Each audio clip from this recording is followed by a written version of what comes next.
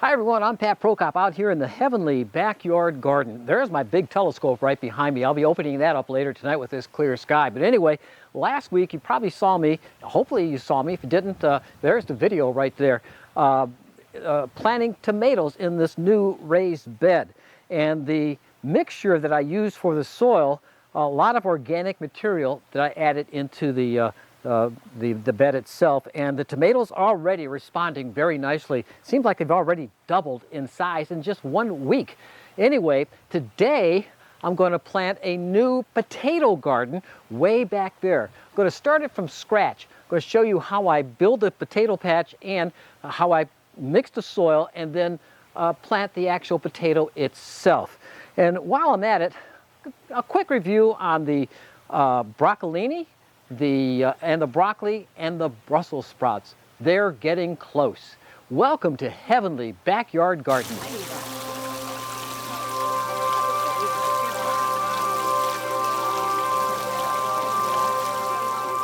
I've been building my new potato patch over here. It's not a large patch, but big enough for me. This is going to be 6 feet by 3 feet. So it's a nice little rectangle here. Now, while I was turning over the soil and digging out the roots, and there were a lot of roots. Look at all that. I did not notice any worms in the soil. So that tells me that the soil, perhaps even though it looks good, is low on organic material. So the next thing I want to do is add some organic material. I have a great compost heap, and I'm going to get some of the material from the compost heap. So let's do that right now. All right, here's the compost. Now I'm just going to dump it in here. I can just dump this in. So let's just do that. Let's just back this up a little bit more and dump it. Don't want that. Look at that. Isn't that nice looking compost? That'll be mixing in well. Give the worms something to chew on. Actually, I got to get some worms to put them in there, but this will attract the worms anyway. Good compost. All right. So, there's my compost. Missed it a little bit here.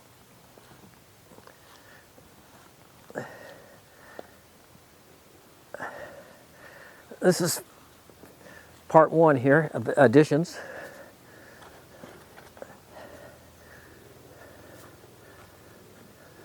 Okay, let's just rake this in. Nice compost here. Rake it up a little bit.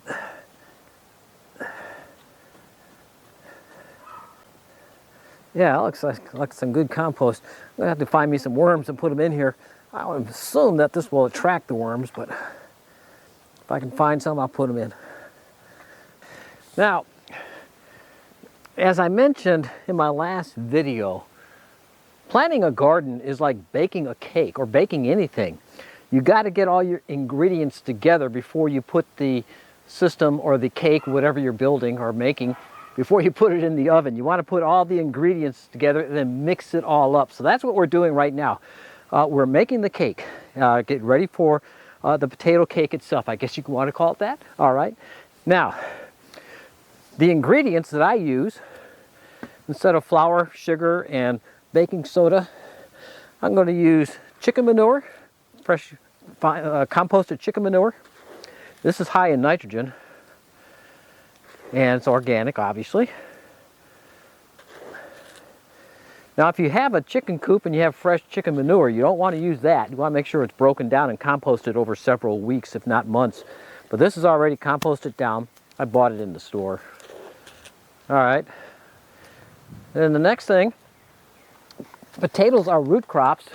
Roots want phosphorus. So what I'm adding, that's the second number, 0, 0, 0, whatever, 10, 10, 10. The middle number is the phosphorus. And this is superphosphate. I'm going to add that to the soil. Kind of like adding the salt to your mixture on your cake. All right. That should be about enough there. Now, Some people like to add cinnamon or nutmeg and all that to their cake or recipes. This is kind of like this. This is the spice. This is worm casting. Worm casting, you can't beat it. Well, it's really good. I'm going to sprinkle that around. Again, you can buy this at your favorite nursery store. Here we go. One more. All right. What's left? Oh, yeah. Let's not forget our friend, the black cow manure. And let's just add some of that into here. This got kind of wet from the rain the other day. So, sprinkle that around.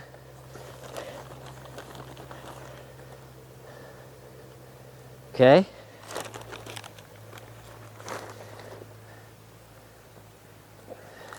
A little low over here, a little over there.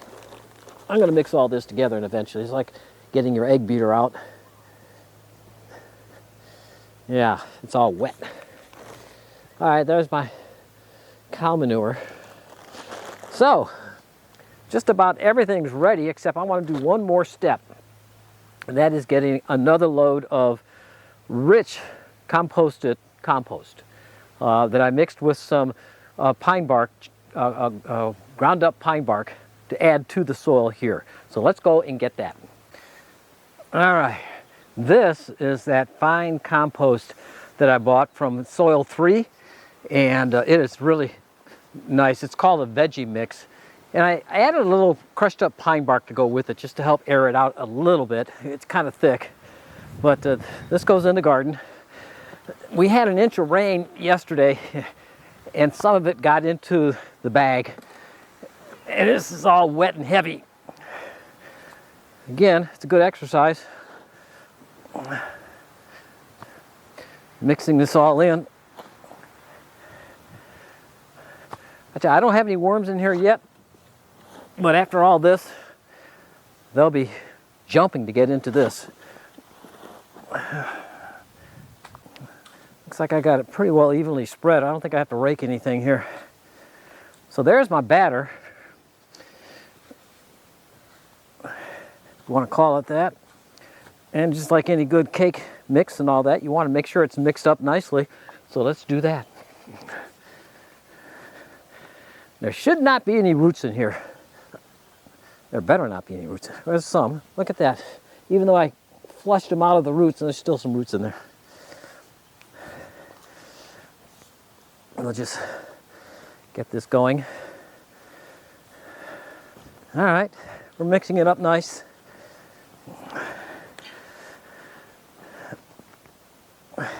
Oh, I suppose I could have used my tiller, but that's no fun. This is more fun.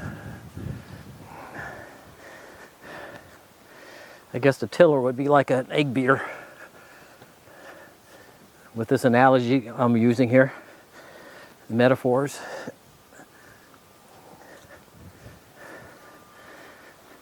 All right, just about done. Now this gives you a good upper body workout. I don't have to be a member of a gym, just have to work in my garden. This is it, guys. Worms, you have a new home. Come. I built it, you shall come. I want my worms. Worms are always good for the garden. All right. All right. We're ready to put this in the oven, and that means time to put the potatoes in. I think I'm going to go rows like this. Instead of 3 long rows, I'm going to do some short rows in this direction here. So I'm going to build some trenches.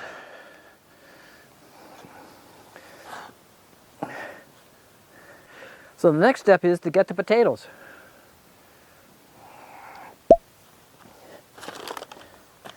I have me some Yukon Golds here, and let's just dump them out. You see they're already developing their eyes and shoots with more on the way. So what I'm going to do is cut these up. I should have done this earlier, but I'm going to do it now. All right, now when cutting potatoes, the general rule of thumb is to make sure there's at least 2 eyes per cut. So I have 1, 2, 3, 4. So I'm going to cut it this way. This is not the sharpest knife in the world, but it does the job. Now I should let these heal, but I'm just going to set them in the ground upside down for now. I'm going to let them dry out overnight. I'm going to plant them about a foot apart, not quite a foot. I'm going to pack them in kind of tight here.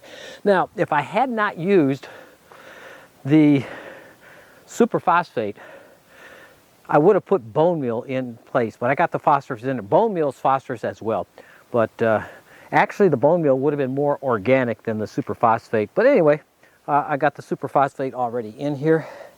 There's another potato, and it's got 4 eyes, so I can cut this one up into 2 as well. Usually you want to plant them with the eyes up, but I'm going to let these dry out overnight before I cover them up.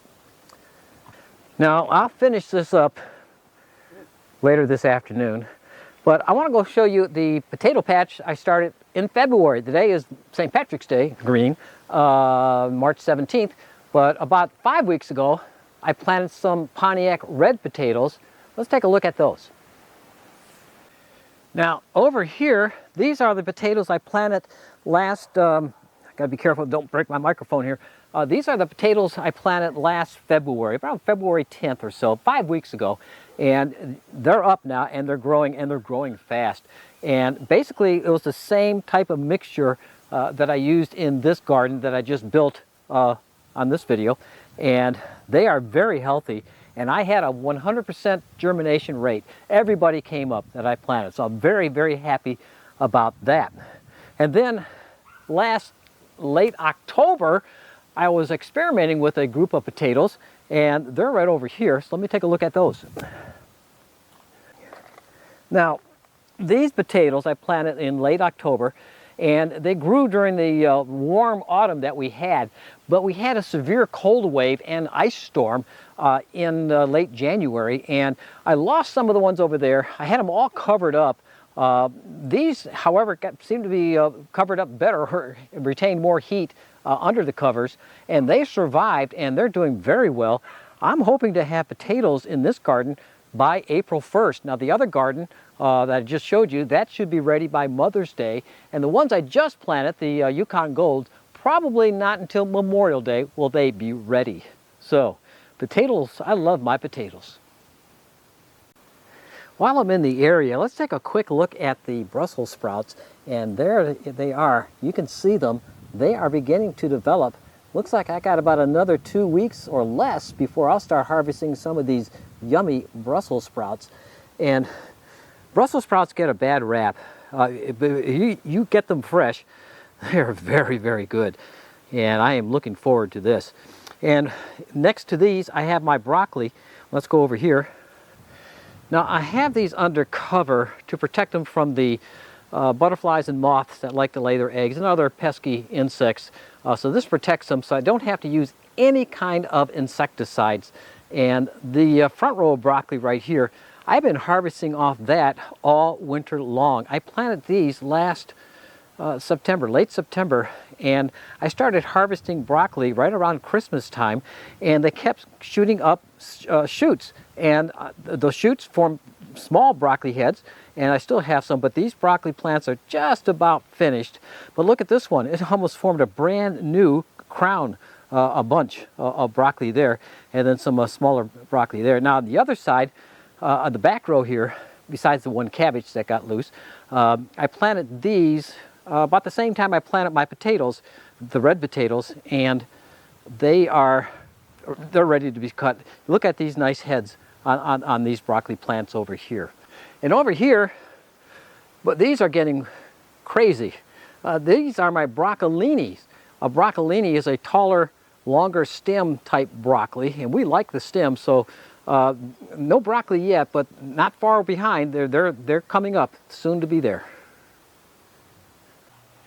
Well, the potatoes are in the ground and I'm waiting for them to harden off before I cover them up. I'll do that tomorrow or on the next day. The tomato plants, they're doing wonderful in here right now. The cucumber plants, they're already showing their second set of leaves coming on in, so they're taking very well in this special cucumber box that I built. Meanwhile, for future shows, videos, I'll be showing you how I plant dahlias. Now, I have some dahlias I've already started in pots to get a jump start on the spring blooms for the dahlias, spring and summer blooms. One thing I like about these dahlias is that they start blooming shortly before Memorial Day, right around May 20th in this area here. I'm in coastal Georgia. And they'll be in bloom all of June, July, August, going into September. I've even had blooms on the same plants in October. So you get your money's worth when you plant dahlias, and I'm going to show you how I plant my dahlias and the mixture in the soil and the ingredients that I use to grow my dahlias here in the Heavenly Backyard Garden. So with that being said, happy gardening everybody. I'll see you on the next video.